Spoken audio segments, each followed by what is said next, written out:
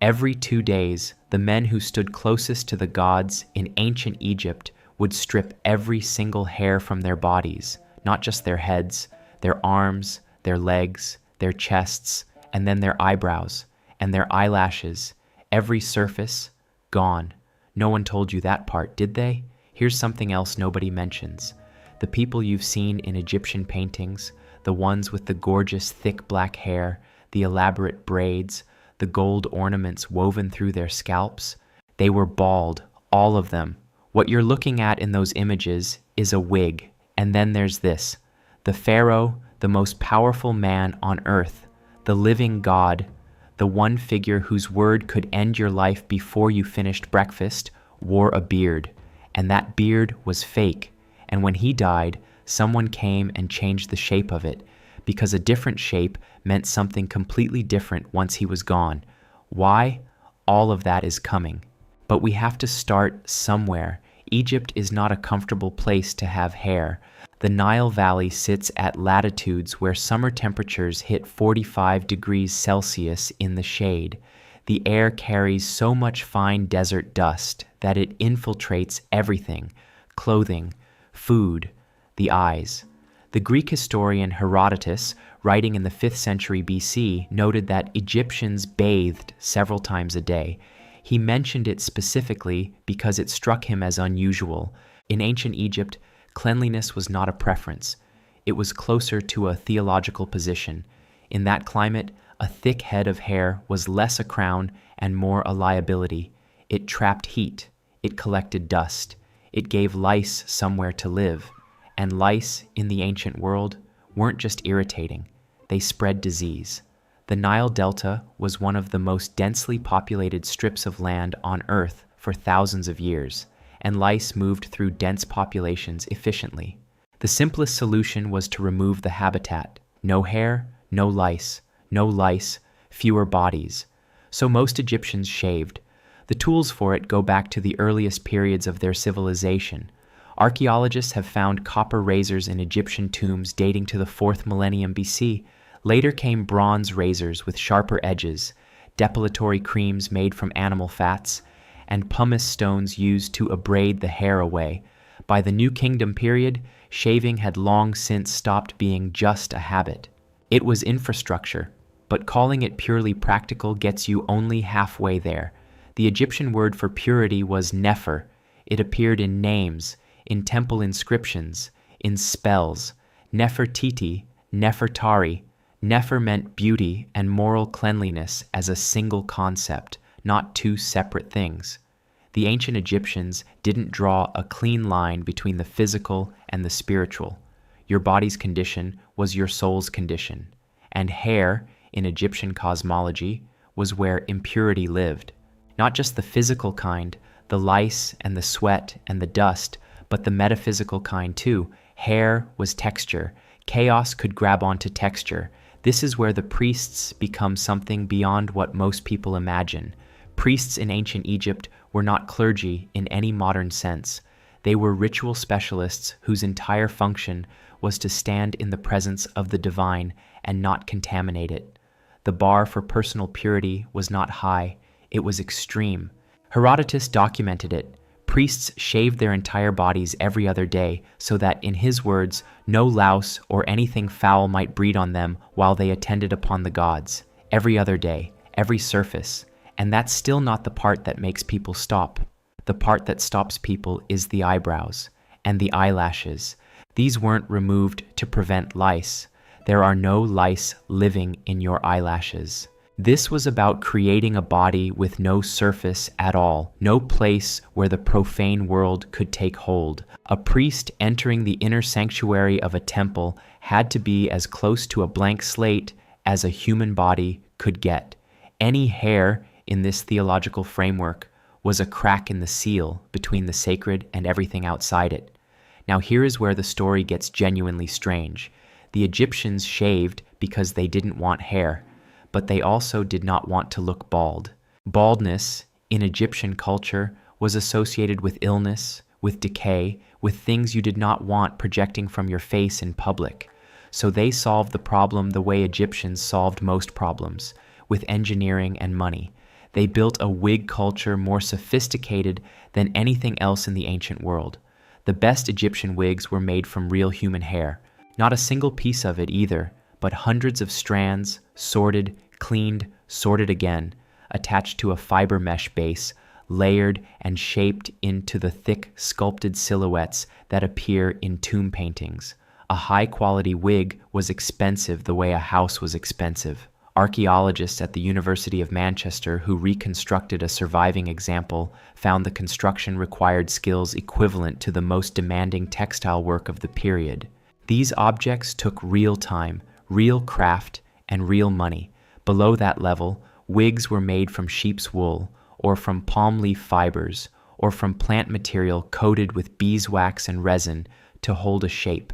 Everyone could tell the difference by looking, and that difference was the point. Wealthy Egyptians wore human hair wigs. The middle class wore what they could afford. Priests didn't wear wigs at all because their shaved heads were the statement, visible evidence of their ritual purity. But here is the group that gets lost in most histories of Egypt. Enslaved people were not permitted to wear wigs. They were also not permitted to shave their heads. They were legally required to wear their natural hair, which immediately and visually separated them from free Egyptians in a society where your hair told everyone your exact position. Being denied the tools to shape your appearance in ancient Egypt was its own form of social imprisonment. Children occupied a completely different category.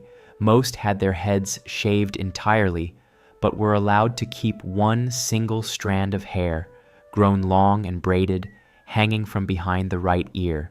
Egyptologists call this the sidelock of youth. It was one of the most loaded symbols in Egyptian visual culture. The sidelock connected directly to Horus, the falcon god who was the divine model of the rightful heir. Royal children wore it specifically to announce their connection to Horus, to signal that they were next in the line of succession, that they were protected, that they mattered. When a child reached puberty, the sidelock was cut, ceremonially, with witnesses. The braid came off, and you stepped into your adult identity in a single, clean act. In ancient Egypt, you didn't simply grow up. You were declared grown, with a razor, in front of everyone. If this kind of detail is what you come looking for in history, you're probably in the right place. Subscribe if you haven't yet. There is a lot more where this comes from. Back to the pharaoh and his beard. Real facial hair in ancient Egypt was a sign of low status. Shepherds grew beards. Foreign slaves grew beards. A nobleman, an official, a priest, certainly a king, kept his face clean. Facial hair signaled that you were too poor, too busy, or too foreign to own a razor. That was the social logic, and it held across thousands of years of Egyptian history. And yet, in Egyptian art, in every dynasty, across that entire span of time, the pharaoh appears wearing a beard, a long, rigid, braided beard hanging from his chin in a tight rectangle. This beard was called the Osird, named after Osiris, god of rebirth and the underworld, and it was entirely fake, constructed from human hair or sometimes metal, braided into shape, fitted with hooks that looped behind the ears. The pharaoh, who by cultural law could not grow a real beard, wore an artificial one because the beard carried something that couldn't be communicated any other way. It meant divine authority. It meant a man standing on the boundary between human and God. Real beards were common. The Osird was exclusive, ceremonial, and impossible to misread. When a pharaoh died, the beard was changed. The straight version worn during life gave way to one with a curved tip, the exact shape worn by the gods in Egyptian art. Death, in this visual language, was the moment a pharaoh became what he had always claimed to be. Someone came and swapped the beard. That gesture meant everything. And then there was Hatshepsut. She ruled Egypt for roughly 20 years in the 15th century BC, and by most measures was one of the most effective pharaohs in Egyptian history. She was also a woman, holding a role that had been defined for men for centuries. At state ceremonies, she wore the Osird, Not because anyone was confused about who she was, everyone knew exactly who she was. She wore it because the beard was the grammar of power in that culture, and she was fluent in that grammar. Pharaonic authority came with a costume. She wore the costume. One more detail, and it is one that tends to land differently depending on who you tell it to. When a pharaoh died, his barber sometimes went with him. Archaeologists have found tombs where royal barbers were buried alongside their kings, along with their tools.